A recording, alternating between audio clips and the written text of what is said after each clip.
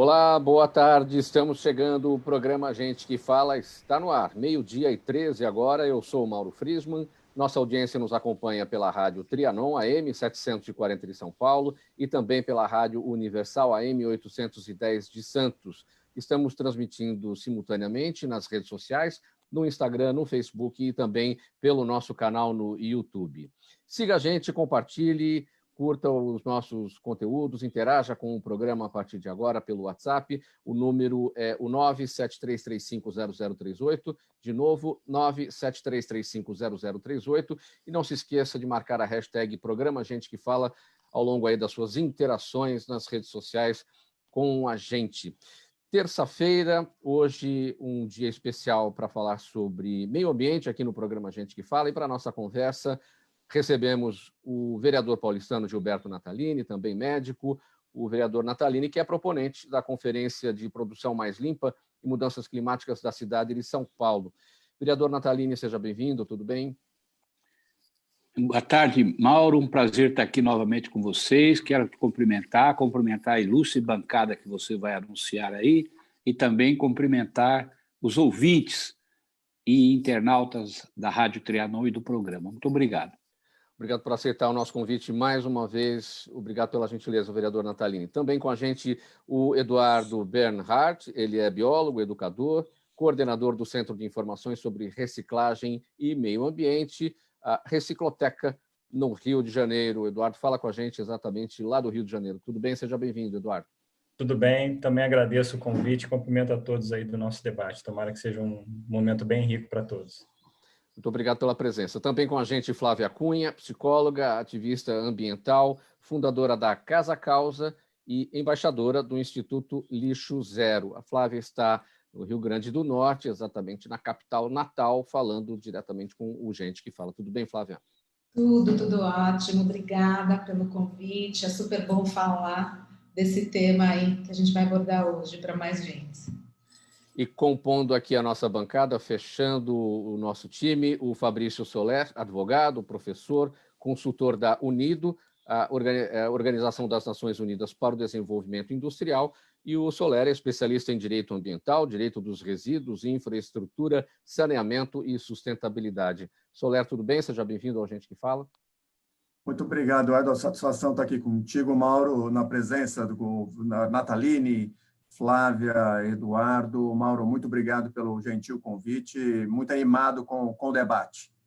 Vamos lá, vamos aqui para a nossa conversa, minha gente. Olha, a Política Nacional de Resíduos Sólidos completou 10 anos desde a sua promulgação, isso foi em agosto de 2010, e a lei previa a erradicação de aterros irregulares até o ano de 2014.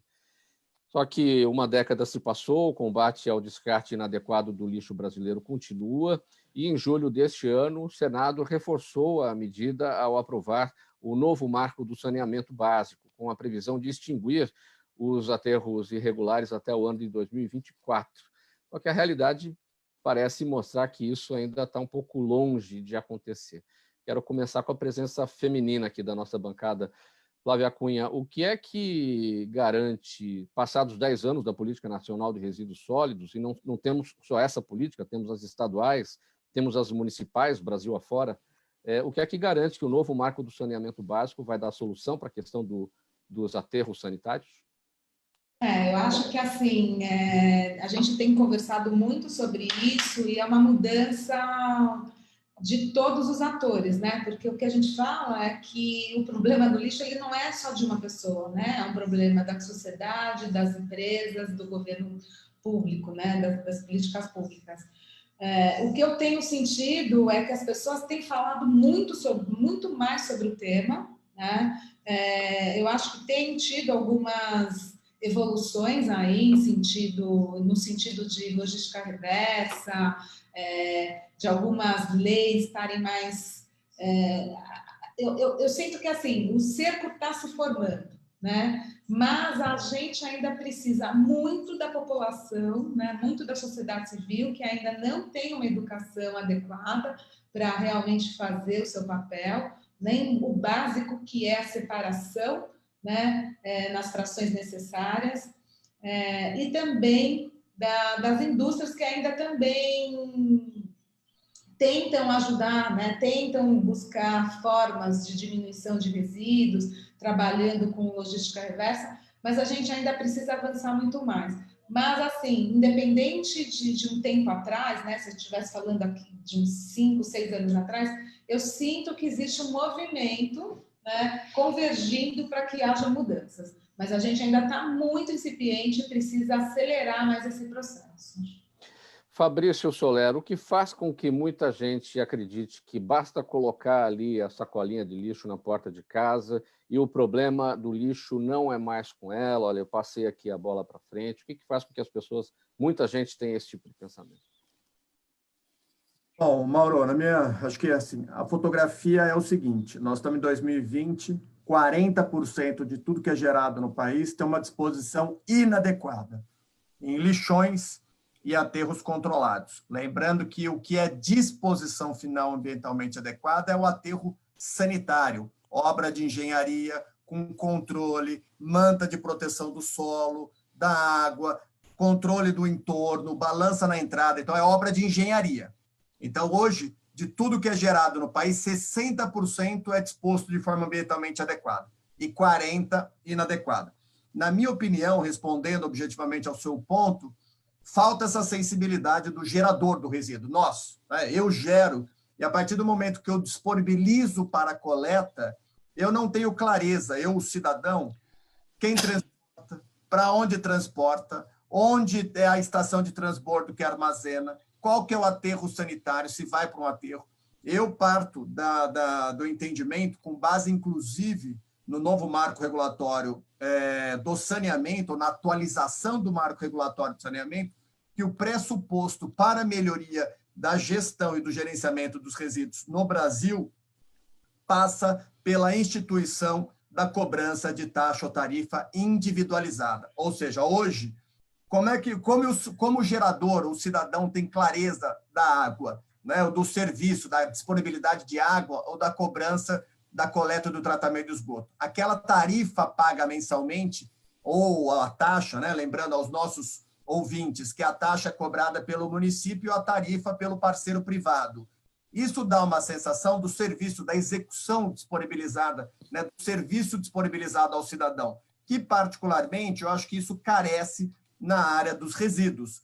Como você muito bem colocou, a partir do momento que disponibiliza, eu tenho muita clareza do que eu gero, do quanto eu gero e que eu disponibilizo a coleta. Mas o cidadão não tem noção de toda a estrutura que é criada para viabilizar que aquela coleta seja devidamente feita, com caminhões, com todos os coletadores ou todos os agentes de limpeza, com EPI, devidamente resguardada a sua segurança, com caminhões, né, devidamente cadastrados, homologados, novos, uma estação de transbordo. Então, tem toda uma infra, e olha que eu não estou nem comentando aqui, Mauro, da importância da destinação final, que é o seguinte, que é minimizar a quantidade de resíduos que são encaminhados usualmente para aterros sanitários. Isso pressupõe reciclagem, compostagem, aproveitamento, recuperação energética dos resíduos. Então, o que eu estou dizendo? Eu estou falando da ponta, que é o aterro sanitário, mas não estou nem entrando no mérito da importância do meio. E é nesta atividade do meio, entre o gerador e a ponta final, que a Política Nacional de Resíduos teve seu prazo estendido. Então, alguns municípios utilizam um entendimento que prorrogou o prazo para a eliminação de lixões, quando, na verdade, já é proibido pelo menos desde a década de 80. Eduardo Bernhardt, pegando esse ponto destacado pelo Soler, as pessoas têm a clareza da geração do resíduo, mas não têm a clareza da sequência, para onde vai, o que vai acontecer. Como é que a municipalidade aí no Rio de Janeiro, para a gente entender a diferença aqui em relação a São Paulo, como é que a municipalidade aí trata essa questão aquele munícipe saber o que vai acontecer quando ele colocar a sacolinha de lixo ali na porta dele, na rua?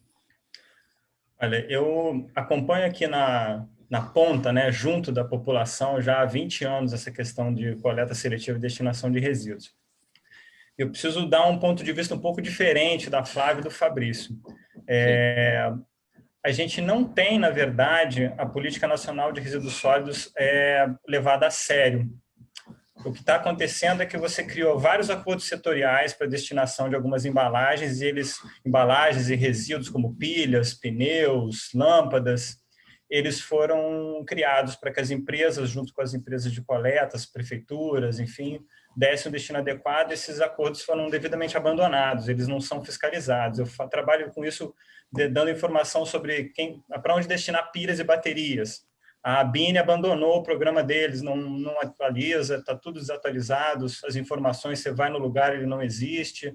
A lâmpadas é a mesma coisa, pneu pior ainda, a Reciclanip é tudo de fachada. Eu preciso ser claro, ser sincero, o tempo é muito curto.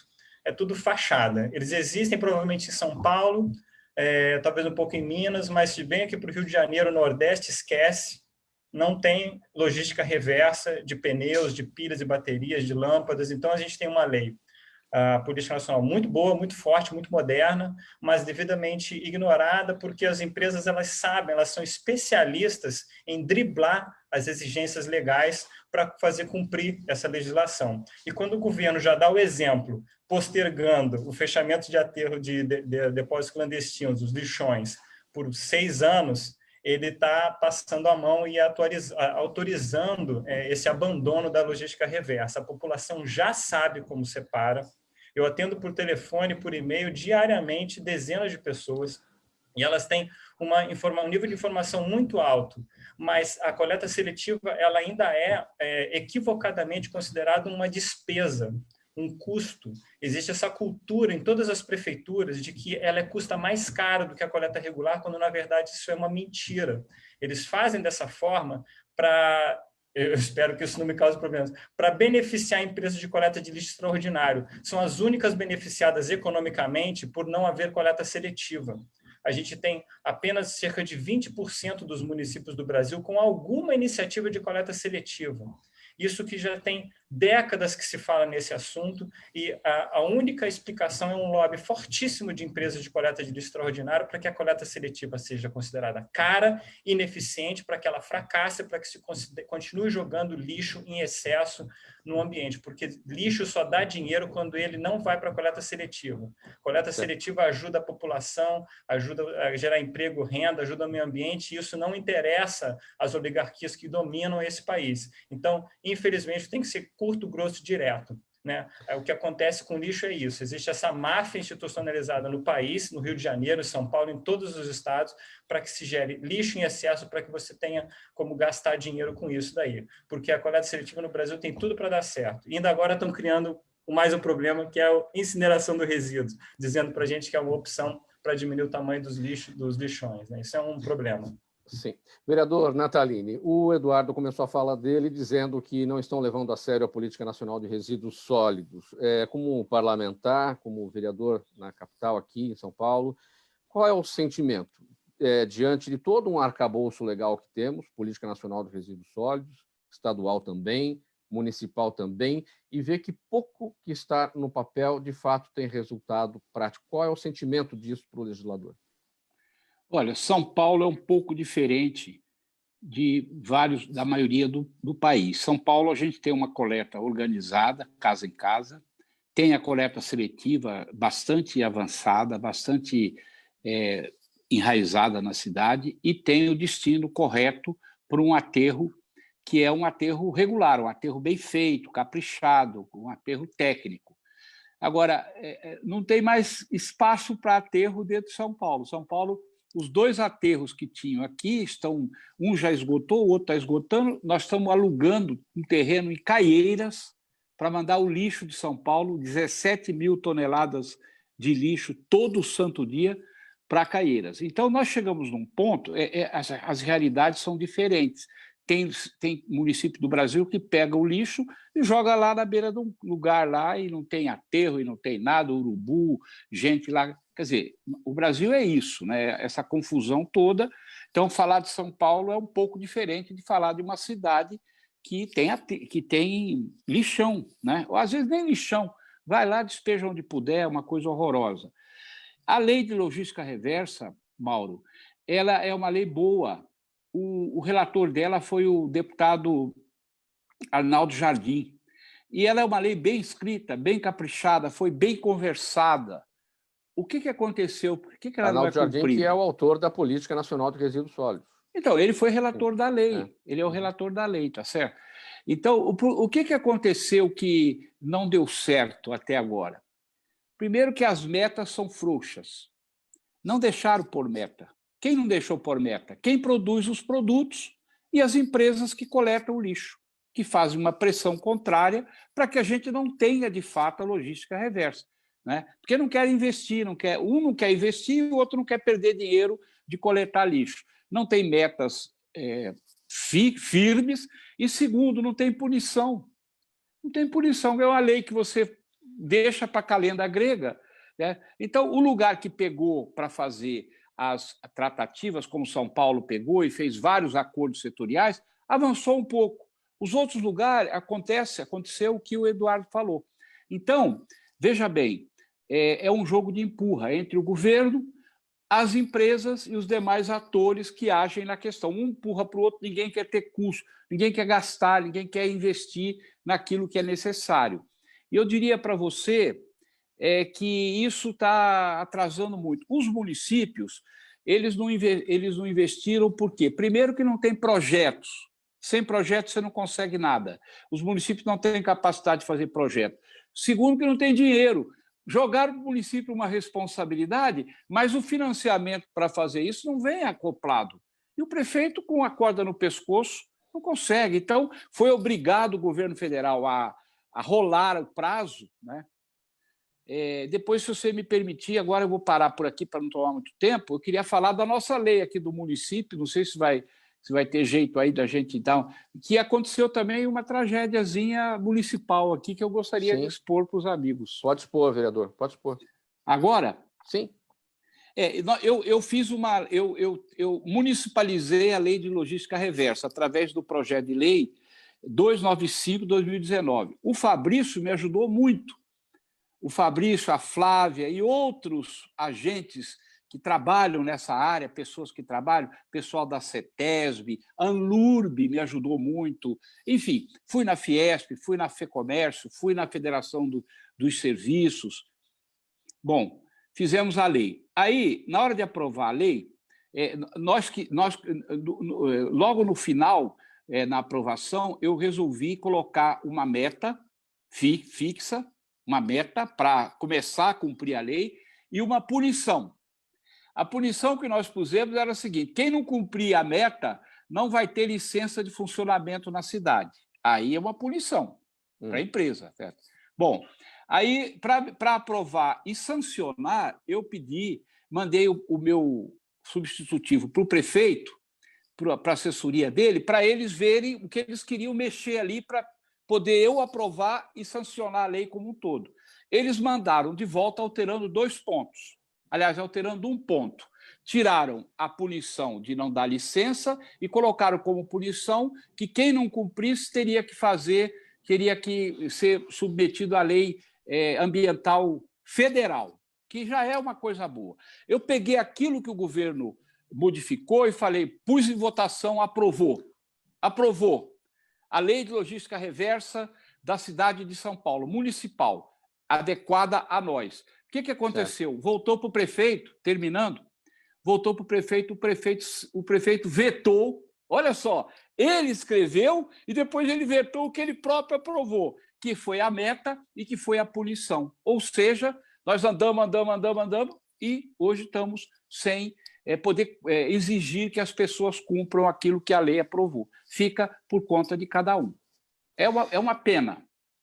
Você acompanha essa edição do programa Gente que Fala de terça-feira pela Rádio Trianon AM 740 de São Paulo, também pela Rádio Universal AM 810 de Santos. 12h32 agora. Estamos ainda nas redes sociais, no Instagram, no Facebook e também no nosso canal no YouTube. Hoje o dia voltado aqui para os debates em relação ao meio ambiente. Olha, minha gente, a Recicloteca é um centro de informações sobre reciclagem e meio ambiente criado pela ONG Eco Marapendi, no Rio de Janeiro, em 1991, para difundir informações sobre as questões ambientais, com ênfase na redução, reaproveitamento e reciclagem de resíduos. Seu acervo inclui livros, vídeos, revistas, periódicos científicos, cartilhas, teses e produtos reciclados, além de programas como o Reciclagem Solidária cooperativas que tornaram a ONG uma referência sobre resíduos sólidos no Brasil. Programas como Reciclagem Solidária Cooperativas. Não é isso, Eduardo? Sim, é isso.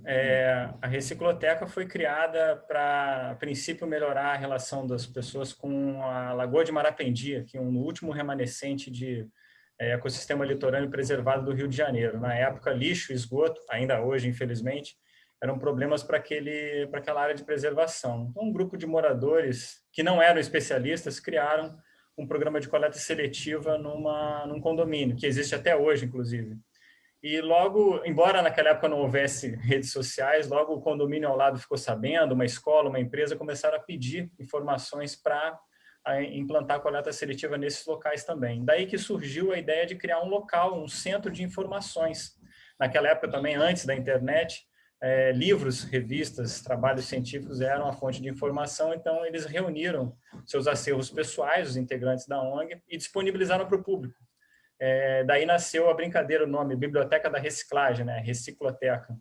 E deu muito certo, a gente conseguiu com patrocinadores ampliar, adquirir cada vez mais material, ampliar o espaço, né? Ele mudou de endereço em vários lugares aqui no Rio de Janeiro até o final de 2017, quando a gente, por falta de verba, acabou tendo que fechar a sede e estocar todo o material. Novos tempos, né? Em que o meio ambiente e a informação não são tão valiosos, então a gente está tendo que se adaptar e fazer o trabalho agora todo virtualmente, né? Mas sou eu só na Recicloteca agora, não há verba para custear para mais pessoas, mas a gente tem ainda na página um sem fim de informações que tem ajudado as pessoas, e eu atendo por telefone, por e-mail, faço ainda essa ponta de lança, né, de passar informações para as pessoas para que elas melhorem a relação que elas têm com seus resíduos e a gente consiga mais qualidade de vida para todos. E você consegue elencar os ganhos desse trabalho desde 1991, são quase 30 anos, não só os ganhos, mas uma comparação do que era 1991 e hoje? Assim, tanto a Recicloteca com as informações, como o programa Reciclagem Solidária, que foi um marco, ele foi marcante assim, no sentido de dar a várias pessoas, Brasil afora, várias instituições, a ideia de que é preciso profissionalizar o trabalho das cooperativas dos catadores. Juntando as informações com a profissionalização da cooperativa e dos catadores, que são realmente quem fazem a coleta seletiva funcionar e a cadeia da reciclagem dar certo no Brasil, a gente teve assim uma proliferação de bons projetos, de iniciativas de várias instituições, de prefeituras, de empresas, que, se baseando no Reciclagem Solidária, começaram a ajudar a melhorar a capacidade de absorção dos recicláveis. Então, esse foi uma diferença bem significativa, que a gente consegue mensurar. Assim, no Rio de Janeiro, na primeira fase do Reciclagem Solidária, foram 10 cooperativas. Depois, o patrocinador, que era uma empresa de nível nacional, expandiu para mais 10 pelo Brasil. E isso se espalhou de uma forma... As cooperativas tinham aumento de produtividade da ordem de 200%, apenas cedendo uma prensa hidráulica em regime de comodato, mais a parte da profissionalização, e a lucratividade aumentava em 30%. Projeto super simples, nada demais. Então, dá uma ideia muito clara do quão barato, fácil de você investir num bom programa de gestão de resíduos no país, que tem mão de obra já qualificada. A gente tem aí aproximadamente uns 300, 500 mil catadores que são profissionais da reciclagem. Falta a valorização deles, já é uma profissão reconhecida. Isso também foi uma vitória de que a gente participou do Ministério do Trabalho reconhecer a profissão. E só para você ter uma ideia, eu fiz umas contas aqui para a realidade do Rio de Janeiro, uma cidade que gera 9 mil toneladas de lixo por dia. Se baseando no índice de reciclagem que a gente tem hoje, que, aliás, os índices de reciclagem são todos assim chutes, porque não se tem exatamente a noção do que se faz, do que não se faz, porque a informalidade é enorme, mas com o índice de reciclagem que tem hoje, um número já meio furado, considerando as 9 mil toneladas de lixo no Rio de Janeiro, e o valor do material reciclável mais barato, mais baixo, sabe quanto só a cidade do Rio de Janeiro perde por dia em falha no sistema de gestão de resíduos, de pegar lixo daqui e colocar num aterro sanitário? Vocês não vão acreditar. São 100 mil reais por dia que a gente gasta dinheiro para colocar e não ganha o dinheiro caso vendesse. Isso baseado no valor do material reciclável de mais baixo valor, que é essa caixinha de longa vida aqui, que não é o valor verdade. Então, assim, bem por baixo, uma cidade como Rio de Janeiro, com 6 milhões de habitantes, 9 mil toneladas de lixo dia, joga no lixo diariamente R$100 mil por não pegar uma cartilha básica de gestão de resíduos e fazer logística reversa, coleta seletiva. Uma pena, né? Vai saber o quanto esse dinheiro não está fazendo falta, né? Pessoal, 12h38 agora no programa Gente que Fala. Você nos acompanha pela Rádio Trianon AM 740 de São Paulo e Rádio Universal AM 810 de Santos. Também estamos simultaneamente nas redes sociais, no Instagram, no Facebook e ainda no nosso canal no YouTube. Para colocar agora na nossa conversa o Daniel Matos, economista, advogado. Boa tarde, Daniel. Tudo bem? Seja bem-vindo ao Gente que Fala mais uma vez. Oi, boa tarde. Agradeço o convite. Daniel, vamos juntar aqui a economia com o meio ambiente. Qual que é o desafio nessa junção entre a atividade econômica dos países e a proteção ambiental? Como é que anda a preocupação mundial em relação à junção dessas duas frentes? Tá. Economicamente, você tem... Acho que é mais fácil explicar pelo PIB, né? A gente tem... Todo país tem o PIB, que é o Produto Interno Bruto, em que ele mensura a riqueza do país, né? Uma preocupação que vem sendo desenvolvida ao longo dos anos é como um país ele consegue se desenvolver, ou seja, crescer e oferir riqueza, desenvolvendo, sem agredir o meio ambiente ou reduzindo a agressão ao meio ambiente. Em razão disso, existem estudos que fazem um cálculo econométrico em que você pega o PIB e você indexa a um índice de déficit ecológico, né? Isso é novo, né? Os países eles ainda não utilizam de forma oficial, mas os pesquisadores já estão bem avançados nesse tipo de pesquisa e que foi feito um estudo paralelo do PIB, puramente, e o PIB com esse déficit ecológico. O país ele tende a crescer mais quando ele se desenvolve sem degradar ou sem ferir o meio ambiente. Eu imagino que com o decorrer do tempo e com o avanço das pesquisas, isso tende a ser uma nova regra para o futuro, né? Até o presente momento é só o PIB mesmo. Em relação aos investidores, Daniel Matos, no mercado financeiro mundial, como é que eles veem as empresas que atendem o ASG, que é o ambiental, social e governança? Qual que é o impacto disso no retorno sobre investimento? É o seguinte, né? Há um tempo também foram desenvolvendo pesquisas em que foram realizando estudos de correlação entre ao desempenho da empresa em termos de cuidado ambiental, a atuação social e a governança que a empresa possui. Com o desenvolvimento desse estudo, constatou-se que 75% dos investidores eles preferem investir em empresas que atendem o ASG, né? E isso gera como retorno lucrativo para as ações quando eles adquirem, vamos dizer que sejam empresas do mercado financeiro, a longo prazo, isso gera um crescimento médio de 35% num período, né? Então, as empresas que elas atendem os requisitos ambientais e o ASG em específico, a tendência é que o mundo, em razão da conscientização constante do receio, você tende a ter uma maior valorização e um retorno para o investidor em termos de ROI, que é o retorno sobre o investimento. Sim. Daniel, obrigado pela presença, pela sua participação aqui nessa conversa hoje sobre meio ambiente, aqui linkando com a questão da atividade econômica dos países. Até uma próxima oportunidade. Agradeço, boa tarde. E para quem quiser acompanhar o meu site, se chama dminvesting.com.br. Lá tem notícias sobre economia de uma forma geral. Agradeço, Mauro. Obrigado aos colegas. Até, tchau. Obrigado, Daniel Matos, economista, advogado, também participando dessa nossa conversa, 12h43 agora. Pessoal, apenas 3% do lixo gerado no Brasil é reciclado. O restante, ou seja, 97%, vai para os aterros sanitários. E para evitar que isso piore, a Casa Causa tenta atacar esse problema pelo viés corporativo, ajudando pequenas e médias empresas a diminuírem a quantidade de resíduos, entendendo os processos já estabelecidos na gestão do lixo e propondo as devidas soluções. A meta, quase utópica, é aproximar os clientes o máximo possível do lixo zero.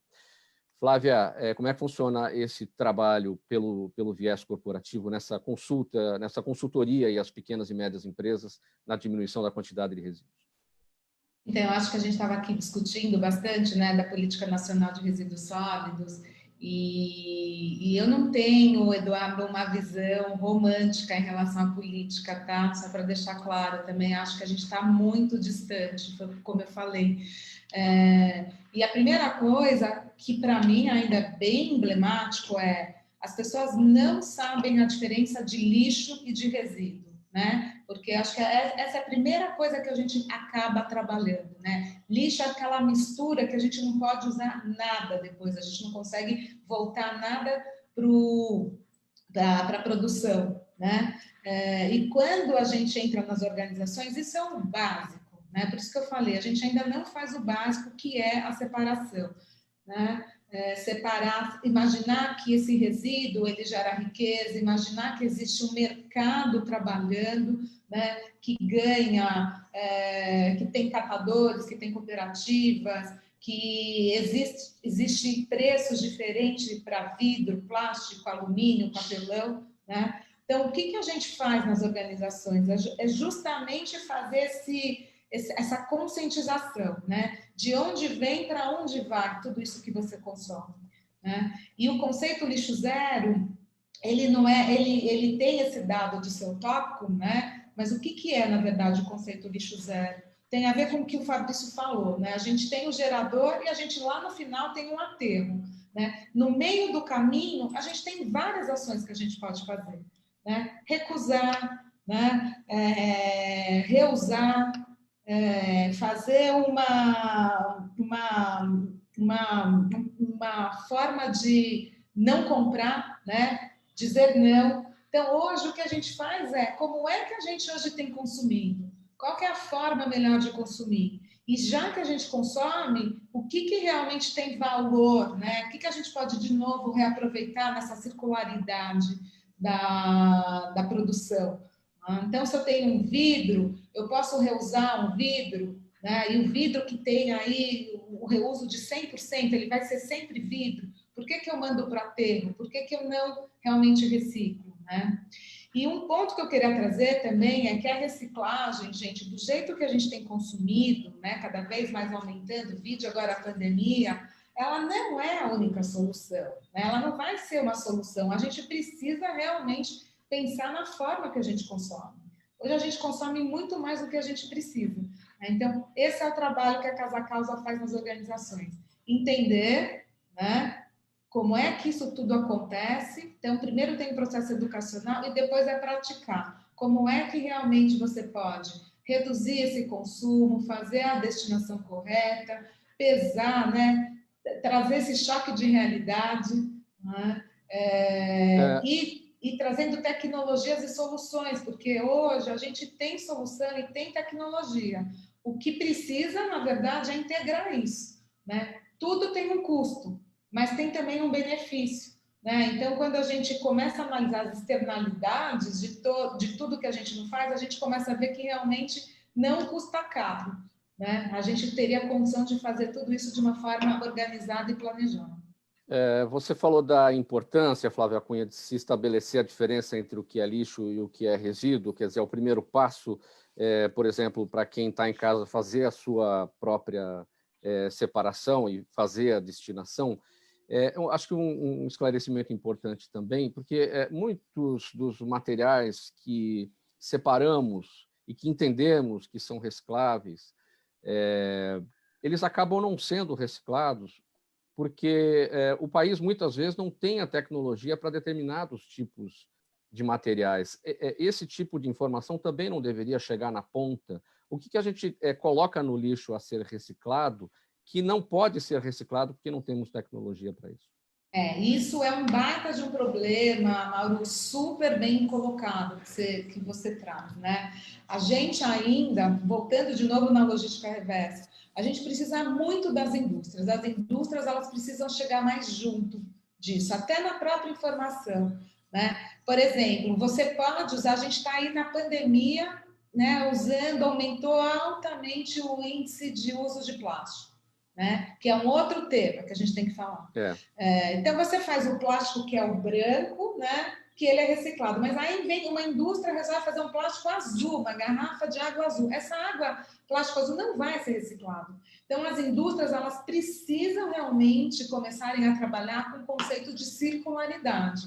Eu produzi, eu vou realmente dar conta do que eu produzi. Então, tem aí um trabalho para ser feito de redesenho desses produtos, tem um trabalho do consumidor de realmente, e das empresas serem mais transparentes. Isso aqui é reciclado, isso aqui não é reciclado, né? Quando a gente pega o famoso BOPP, que é aquele saquinho que ele é laminado, né? Muito metalizado por dentro, né? Metalizado, todo mundo, esse aí que está mostrando, tem o selo lá dizendo que é reciclado, mas na verdade ele não é, né? Então tem muitas indústrias, muitas marcas ainda dizendo, isso é reciclado, né? E na verdade não é. Você quer complementar? Desculpa, Flávia. A gente, inclusive, está fazendo agora, na Semana Lixo Zero, um ativismo de logística reversa, mostrando, né, o que realmente é reciclado, o que fica parado lá nas cooperativas e que depois as cooperativas elas precisam pagar para encaminhar para o aterro, né? Então, para as indústrias realmente se posicionarem. Mas o consumidor precisa ir atrás dessa informação, porque a indústria ainda não demonstra de uma forma clara, né? Esse é um baita de um problema. Quer complementar, Eduardo? Ele tinha pedido a palavra. Esses papéis laminados, um papel de embalagem de salgadinho, ou de... aqui em São Paulo, papel de bolacha. Aí no Rio de Janeiro, papel de biscoito. Bolacha. Né? Isso, papel de bolacha ou de biscoito. Esse plástico laminado aqui, isso é uma praga. Isso aqui não tem valor, isso aqui é passivo ambiental e custo para as cooperativas. Então, assim, o consumidor que está nos ouvindo, você pode até comprar disso, mas não jogue na coleta seletiva, isso vai causar um problema para a cooperativa, porque ela vai ter que separar isso aqui, jogar fora e vai gastar dinheiro. Isso é lixo de verdade, né? Isso é lixo de verdade. A garrafa PET, ela pode ser reciclada transparente, a azul e a verde. Essa aqui é PET, é de mostarda, só que é amarela. Essa não adianta colocar, ela não vai ser reciclada, isso é lixo, rejeito. Leite, garrafa PET de leite branca, também. Eu tenho foto de cooperativa de montanha disso daqui. Isso aqui não adianta, está escrito que é reciclável, mas não vai ser reciclado. Ter o símbolo de reciclável não significa que será reciclado, tem que ter valor comercial, tá? Essa garrafa aqui, ó, que tem um rótulo enorme, é PET. Eles têm que tirar esse rótulo, um a um, com estilete. Você imagina? Produção de toneladas de reciclável, o cara tem que tirar um a um isso daqui. Aí teve uma empresa de água que colocou uma notícia, pagou para colocar uma notícia que ela está tirando o rótulo. Ela está imprimindo na garrafa a informação. Só que a garrafa é rosa, não vai ser reciclada. Então não adianta, entendeu? Essa embalagem aqui, ó, eu tenho a pequenininha, mas é aquela de leite longa-vida. Ou você lava, muito bem lavado, ou você não coloca para coleta seletiva. Isso aqui causa um problema de saúde pública nas cooperativas, porque é a principal fonte de animais vetores de doenças. Mosca, barata, mosquito, rato. Tem cooperativa sendo multada pela vigilância sanitária aqui no Rio de Janeiro por causa dessas embalagens. E elas valem muito pouco na reciclagem. Então, vai destinar, lave. Não quer lavar, não destine. Outra coisa, microlixo, esse pedacinho pequeno de plástico, olha, pedacinho pequeno de papel, isso aqui pode jogar fora, isso não vai chegar na cooperativa, não vai chegar, às vezes não chega na cooperativa, se chegar vai ficar pelo chão, isso não vai ser reciclado. A gente está falando de um lugar que lida com toneladas, com centenas de quilos. Esse pedacinho pequenininho aqui, ó, não adianta colocar que isso vai ficar caído pela cooperativa, ela vai ter que limpar depois, vai dar trabalho, vai custar para eles hora homem, né? Então, olha o melhor exemplo que tem, ó, de erros de design é esse aqui é a bandejinha de isopor. Isopor, né? A caixa de isopor ela é um isolante térmico, ela protege o alimento que é perecível ao calor, né? O sorvete, por exemplo. Mas isso é uma bandeja. Eles colocam só um plástico filme por cima, tá? Então não está protegendo o alimento. Você sabe para que serve a bandeja de isopor? Sabe qual é a finalidade dela? Ninguém sabe, né? Estética. É para a estética da gôndola do supermercado, é só para isso que ela serve. E o isopor, ele é muito leve, é um plástico, mas ele é leve demais, ele não vai ser reciclado. Tem 2 ou 3 cooperativas em São Paulo que tem uma máquina que tira o ar da embalagem de isopor e transforma numa maçaroca de plástico que tem valor. Aqui no Rio de Janeiro tinha uma, mas a máquina quebrou e não tem peça para substituir. Então, isso aqui não tem valor, não tem sentido a bandeja de isopor. Para você ter uma ideia de como realmente é verdade, eu coloquei uma matéria no site da Recicloteca falando mal da bandejinha de isopor para o consumidor evitar. Você acredita que a Abrapex, Associação Brasileira do Plástico Expandido, entrou em contato comigo pedindo para eu tirar a postagem do ar? Aí eu tive, não vou tirar, e você sabe que eu tenho razão. E o cara depois me ligou mais uma vez, ele não tirei. A sacolinha plástica, o último exemplo que eu tenho aqui para poder mostrar que é didático. Todo mundo fala, é vilã do meio ambiente, tem que ser biodegradável, oxibiodegradável, não sei o quê. Sabe qual que é o real problema da sacola plástica? É ela ser colorida e ter impresso. Por quê? Na tinta que se usa para tingir o plástico ou para escrever, né, para imprimir essa marca, pode ter metais pesados que vão gerar dioxina na decomposição ou na queima desse material. E sabe o que você tem que fazer? Ao invés de proibir a sacola plástica, você tem que determinar que ela seja assim, ó, transparente, de preferência sem nada impresso. Essa sacola transparente, ela pode ser, quando reciclada, transformada em qualquer cor de plástico. Isso faz com que ela tenha 30% a mais de valor lá no mercado de reciclagem. Então, você resolve uns 3 problemas. Primeiro, que você não gasta o tempo do legislador para fazer uma lei mirabolante para resolver um problema de cultura com uma canetada. Sim. Segundo, que esse daqui vai ser um plástico que vai dar mais valor às cooperativas que recolherem, e ele provavelmente vai sobrar menos no meio ambiente. E caso não seja reciclado, não vá para a coleta seletiva, ele não vai causar poluição ambiental, caso vá para um lixão ou seja queimado. Então, você resolve vários problemas com um fato simples: informação e gestão. Aqui o valor disso. Essa informação você não encontra em nenhum lugar. Eu vou fazer meu jabá, só encontra no site da Recicloteca. Ok. Pessoal, faltando 5 minutos para 1, você acompanha o programa Gente que Fala, edição de terça-feira. Hoje damos destaque aqui para falar das questões do meio ambiente, com o nosso time aqui de especialistas e de consultores, os nossos convidados.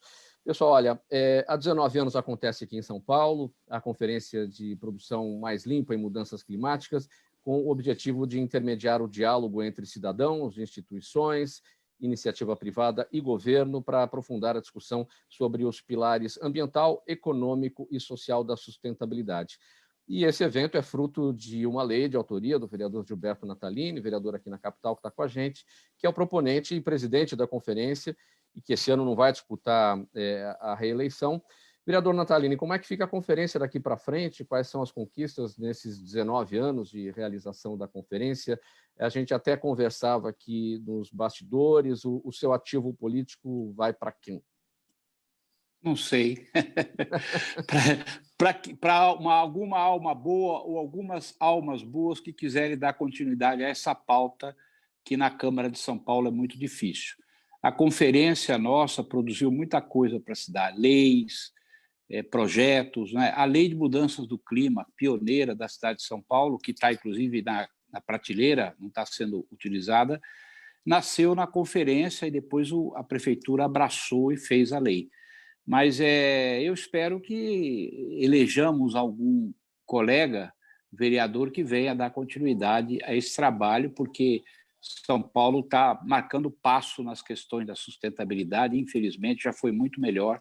Eu fico muito chateado com isso, mas eu tenho certeza que alguém vai ocupar o espaço e vai fazer andar para frente as coisas. Qual a razão, vereador Natalini, de não disputar a reeleição? São quantos mandatos? São 4, 5? 5. 5. A razão é múltipla, né? Primeiro que é cansaço mesmo, né? Porque 20 anos ali não é fácil. Segundo, que a mão está toda furada de tanto dar murro e ponta de faca. Então, machucou a mão, eu sou cirurgião, eu preciso da mão para operar as pessoas. Terceiro, que a política, os partidos políticos e a política entraram numa degradação, numa degeneração que acabou o barril de Brasil, vamos dizer assim, né? Precisa ter muito Brasil para a gente aguentar o jogo parlamentar, né? A criminalidade invadiu os parlamentos, a corrupção invadiu, a gente tem pouca gente para conversar dentro do parlamento, gente séria, são pouco, conta-se nos dedos. E aí eu prefiro, primeiro eu vou morrer, depois vou aposentar. Eu primeiro vou morrer, depois vou entrar com o pedido de aposentadoria. Uma brincadeira, mas é uma verdade. Então, eu não vou deixar de fazer o trabalho, eu só estou mudando de trincheira, saindo do parlamento e indo para alguma outra instituição. Todos os 4 que estão aí com a gente trabalham tanto ou mais do que eu e não são parlamentares, estão em trincheiras diferentes. Eu vou buscar a minha trincheira, já estou com coisas em vista, talvez vá para a vida acadêmica, estou vendo o que vou fazer e vou continuar lutando pela questão ambiental, saúde pública, qualidade de vida, a gente não para. Mas na Câmara eu acho que eu fiz o meu papel. Minha sensação, Mauro, é de missão cumprida. São 407 projetos de lei, 136 leis aprovadas, né, e algumas leis de impacto grande na cidade. Então, eu me dou por satisfeito aí da vida parlamentar. Nisso que o senhor classificou como murro em ponta de faca, creio que tenham sido propostas que possivelmente não foram adiante pelas diversas dificuldades. O que o senhor acha que o senhor consegue trazer para fora do parlamento, para essa outra trincheira que o senhor destacou, e que vai para poder tentar por um outro caminho? Olha, eu tenho 56 anos de ativismo social e político. 20 anos como parlamentar e 36 como não parlamentar. E como não parlamentar também, a gente contribuiu muito pela redemocratização do país, pela instituição do SUS, por uma série de coisas ambientais que a gente fez, mesmo não sendo parlamentar. O parlamento é uma trincheira também importante, né? Mas também tem limite, a gente também não pode ficar, né? Murro em ponta de faca. Acabei de dar um exemplo aqui no programa.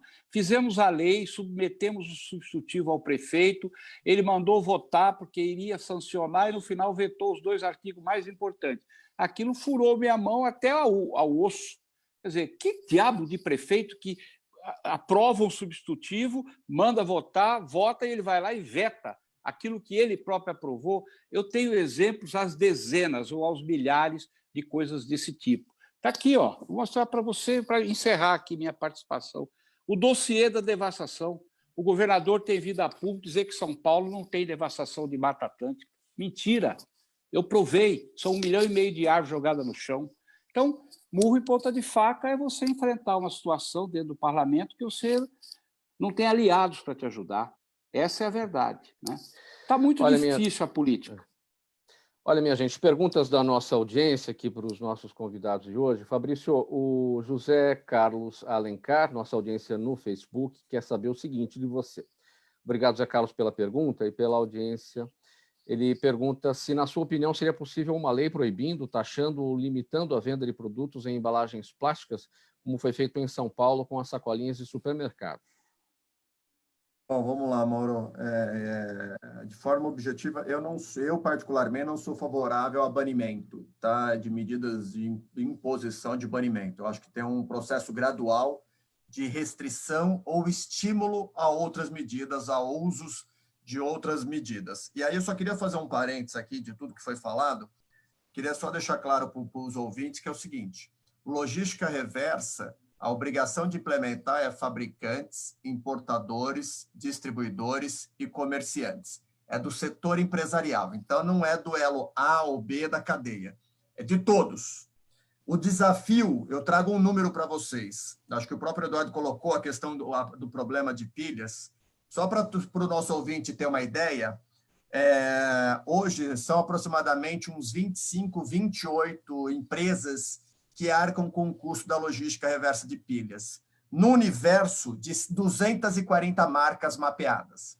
Então, aí, a importância do usuário gerador, que compra a pilha no mercado paralelo, no mercado que não tem sistema de logística reversa, que não tem a empresa arcando com o custo, e depois quer fazer uso do sistema. Então, eu queria primeiro só deixar essa nota, porque às vezes a gente fala muito, porque não tem, porque falta, e falta mesmo. Mas nós temos que assegurar o seguinte, que se todos cumprirem o que está previsto, cada um fizer um pouco, certamente nós temos um ambiente melhor para a disposição final ambientalmente, para a destinação, desde que todos cumpram com o seu papel. Porque, veja, mais uma vez, Mauro, só para deixar claro, não é apenas a indústria, são fabricantes e importadores, e aí fica a pergunta, quantos importadores implementam o sistema? Essa maioria dessas pilhas aqui vem da importação, né? Vem do mercado paralelo, mercado que não está estabelecido no Brasil, não recolhe impostos, né? Não arca com as despesas, não tem funcionário, tem apenas uma distribuição pulverizada, ou seja, a receita não se gera no país. Então, como é que eu faço para assegurar, que é uma palavra importante, isonomia, com que todos cumpram a obrigação? E, por fim, uma última, que sem prejuízo, é a importância, está em consulta pública o Plano Nacional de Resíduos Sólidos. Nós estamos em 2020 e não temos até hoje um plano nacional, que é o documento que traz as diretrizes do ordenamento da gestão e do gerenciamento de resíduos no país, com metas, desafios, com programas, e está em consulta pública no site do Ministério do Meio Ambiente. Então, aqui eu convoco os ouvintes que nos acompanham a participarem desse processo para, dali 2, 3, 4, 5 anos, não reclamarem de algo que puderam contribuir para com e exercer a cidadania de participação efetiva. Meio-dia não, 1h04. Agora, temos mais perguntas aqui da nossa audiência. Antes dessa sequência de perguntas, uma mensagem para você que acompanha essa edição do programa Gente que Fala, mensagem da Prefeitura de São Paulo. Pessoal, aqui na cidade de São Paulo, a gente está fazendo a nossa parte em relação às precauções do coronavírus. Algumas atividades voltaram a abrir as suas portas, as lojas, shoppings, parques, academias, salões de beleza, restaurantes. Tudo isso já voltou a funcionar e cada um está fazendo a sua parte. O horário reduzido faz parte de um processo para que logo mais tudo melhore. Só que a pandemia ainda não acabou, né, minha gente? Para continuar protegendo quem a gente ama, a gente tem que continuar se cuidando. O coronavírus ainda é um grande desafio para todos, não é hora de baixar a guarda e sim de redobrar os cuidados. Então, continue preferindo fazer mais atividades dentro de casa. Se precisar sair, já sabe, sempre com a máscara, seguindo as regras obrigatórias aqui na cidade de São Paulo. Não se esqueça, você sempre pode lavar bem as mãos com água e sabão, usar o álcool em gel, e a transmissão do vírus também ocorre por meio do uso de objetos pessoais, de uso pessoal, como os copos, os talheres. Então, quando estiver na rua, é bom evitar estar perto de pessoas. Estamos juntos nessa, e quando você se cuida, ajuda também todos ao seu redor. Assim, a gente está de portas abertas para dias melhores. Mensagem aqui da Prefeitura de São Paulo para você que acompanha essa edição do programa Gente que Fala. 1h05, mais uma pergunta aqui. Vereador Natalini, Jaime do Jardim Bonfilholi, sempre presente, sempre a nossa audiência, pergunta em que medida a expansão do uso de catalisadores veiculares está melhorando o ar no município. O catalisador veicular melhora muito tira particulados em particular de enxofre e outros venenos da queima do combustível, é verdade, ajuda muito, não é? A nossa luta hoje, de maneira central, com a lei que a gente aprovou na Câmara e que não está também sendo cumprida, é trocar os motores, o combustível diesel da frota de ônibus urbano de São Paulo. E também a lei abrangeria 50 mil veículos a diesel, porque o diesel hoje, na verdade, é o maior vilão que existe da poluição do ar, porque ele emite muito particulado de enxofre, muito. Então, essa é a nossa luta para que a lei seja cumprida, porque não é possível colocar catalisador em motor diesel. Então, tem que trocar esse motor ou por um motor elétrico ou por outro tipo de combustível limpo para que a gente vá tirando o diesel, a queima do diesel da frota de São Paulo. Certo. Flávia, a sua xará Flávia Martins quer saber o seguinte: quais as ações que podem ser feitas em uma cidade pela própria população para reduzir a produção de lixo? Iniciativas como hortas urbanas ajudam nesse sentido? Pergunta da Flávia Martins, ela está com a gente no nosso canal no YouTube.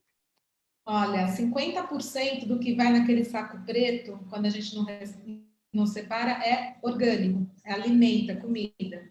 Então, a primeira coisa que a gente sempre diz, se a gente comprar bem, se a gente não jogar comida fora, se a gente usar processos de compostagem, que hoje eles podem ser realizados em casa, em apartamento, coletivos, tem bairros fazendo ações coletivas para coleta de resíduos orgânicos. Isso super ajuda, né? Além de você não gerar mais gás, né? Não jogar isso para o aterro, para piorar o clima, né? aumentar a temperatura, você também está dando o destino correto. Mas basicamente é isso, né? Eu acho que o orgânico ele é 50% do que vai dentro do lixo. A gente tem que repensar muito por que a gente ainda consome de uma forma tão errada, né? E sim, hortas urbanas é um super caminho, né? Porque da terra à terra, de novo. Eduardo, a Josiane Souza com a gente no Instagram pergunta para você como fazer para reciclar lixo em lugares onde praticamente não há sequer coleta de lixo, como em muitas favelas do Rio de Janeiro. Com brevidade, Eduardo. Na verdade, assim, a coleta chega à maioria das favelas no Rio de Janeiro, só que muitas vezes não ocorre no alto do morro, né, sim na base. Então, a população precisa trazer o lixo para baixo. É um pesar grande, o cara às vezes tem que caminhar no lugar escorregadio com um saco de lixo, eles acabam realmente, muitas vezes, jogando na encosta. Infelizmente, não tem saída, né? A Conlurb, a gente tem que reconhecer, faz um esforço enorme de levar coletas principais, qualquer viela tem toda uma tecnologia, mas não chega a todas, só realmente com a consciência, a noção de que faz um bem para a cidade, para a economia, para a sociedade, para o meio ambiente, trazer o seu resíduo até o local onde tenha uma coleta, ou seletiva ou a coleta do resíduo. Não tem muito saída, não. Tem que realmente encarar e saber o valor desse gesto. Não é simplesmente colocar no lixo no lugar certo, é ajudar toda a cidade, toda a comunidade.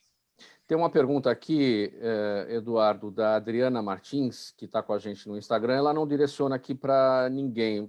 Aproveitando que você está com a palavra, ela diz assim: não ouvi mais falar sobre a chamada mancha de lixo do Pacífico, que foi tão comentada em 2018 e 2019. O que houve com ela? Você tem informação?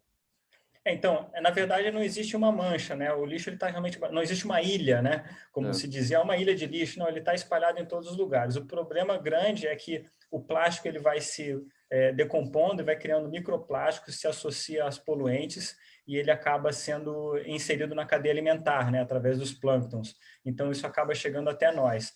E da ordem de milhões de toneladas de lixo que chega ao mar, a maior parte do plástico acaba permanecendo, né, porque vidro, metal acabam afundando, mas são um problema cada vez maior, sim. E a reciclagem já foi provada, ela não vai resolver esse problema, só mesmo reduzindo o consumo e destinando o lixo de maneira corretamente, para conseguir diminuir o impacto desse lixo no mar.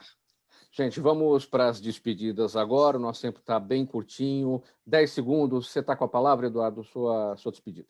Eu agradeço muito a oportunidade. Quem quiser saber mais informação pode me procurar no www.recicloteca.org.br. Lá tem os nossos telefones, tem contato, tem WhatsApp. Procure informação com a gente, que a gente ajuda a melhorar a relação com os resíduos, e agradeço aí a oportunidade. Fabrício Soler, sua despedida, palavra final em 10 segundos.